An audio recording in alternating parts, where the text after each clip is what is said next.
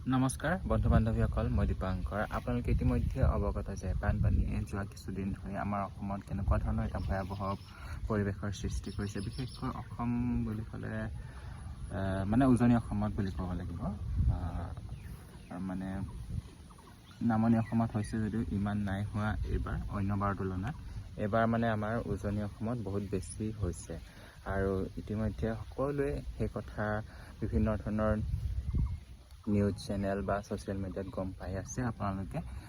মই দুটামান কথা ক'বলৈ আহিছোঁ। আচলতে মই যোনদিনাখনৰ পৰা মানে বান সৃষ্টি হৈ আছে, ধৰক নিউজ চেনেলত মই শুনিব পাৰিছোঁ বা বুজিব পাৰিছোঁ, মানে মই আচলতে বহুত বেছি কান্দি আছোঁ বুলি ক'ব লাগিব। বহুত দুখ লাগিছে। মানে মোৰ এনেকুৱা লাগিছে যেন, আৰু এইখিনিতে এটা কথা ক'ব লাগিব, বহুতে আচলতে সহায়ৰ হাত আগবঢ়াই আহিছে। বিভিন্ন ধৰণৰ NGO বা কিছুমানে ব্যক্তিগতভাৱেও সহায় কৰিছে।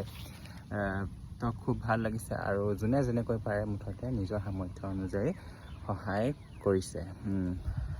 মোৰ এইখিনিতে মোৰ মানে নিজকে দুখ লাগিছে যে মই যদি এতিয়া ভাল এটা মানে চেণ্ট্ৰেল গভৰ্ণমেণ্ট জব হওক বা চৰকাৰী জব এটা কৰি থকা হ'লে বা এজন সফল বিজনেছমেন হোৱা হ'লে, তো মই তেওঁলোককে মই ধুনীয়া এটা শতাংশ মানে এটা ধুনীয়া এটা মানে পইচা দি দিলোঁ হ'লে সেই বানপীড়িত লোকসকলক সাহাৰ্যাৰ্থে। তো মোৰ সেয়া মানে মোৰ এতিয়া নিজৰে চলিবলৈ দিগদাৰ হৈছে। সেইটো কাৰণে মই নিজকে মানে নিজৰ ওপৰত ধিক্কাৰ উপজিছে, নিজৰ ওপৰতে খং উঠিছে, নিজৰ ওপৰতে মানে লাজ লাগিছে। তো এইকেইটা কথা কৈ দিলে মই মানে অকণমান পাতল হ'ব যে অনুভৱ কৰোঁ, কাৰণ সহায়ৰ হাত মোৰ আগবঢ়াব মন গৈছে, কিন্তু মই অথচ পৰা নাই।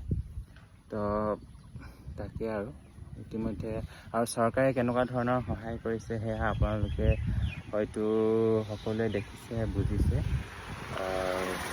এই পচা বস্তুবোৰ দিছে, সেয়া গৰুও নাখায়। আচলতে যিয়ে দিয়ক কেনেকৈ দিব লাগে সেইটো অলপ মাথা মাৰিব লাগিছিলে, হয়নে? তো তাকে আৰু তাতোতকৈ বেছি মানে আমাৰ ৰাইজবোৰে ঠিক আছে, হয়নে? জনসাধাৰণে আমাৰ ৰাইজবোৰে ঠিক আছে। কমচে কম মানুহে মানুহৰ বাবে ভাবিছে। চৰকাৰে কৰিব নোৱাৰা কামটো আমাৰ ৰাইজে কৰিছে। সেইটো কাৰণে কয় ৰাইজে নখ জোকাৰিলে নৈ বাই, হয়নে? তো খুব ভাল লাগিছে মোৰ এইবোৰ ভিডিঅ'। মানে দুখৰ মাজতে অকণমান সকাহ পাইছোঁ।